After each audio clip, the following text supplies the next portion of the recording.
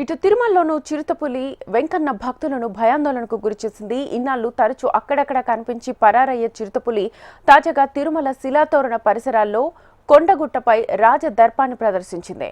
తిరుమల అడవుల్లో చిరుతపులులు సంచారం ఉందని ఈ దృశ్యమే ప్రత్యక్ష నిదర్శనమని చెబుతోంది.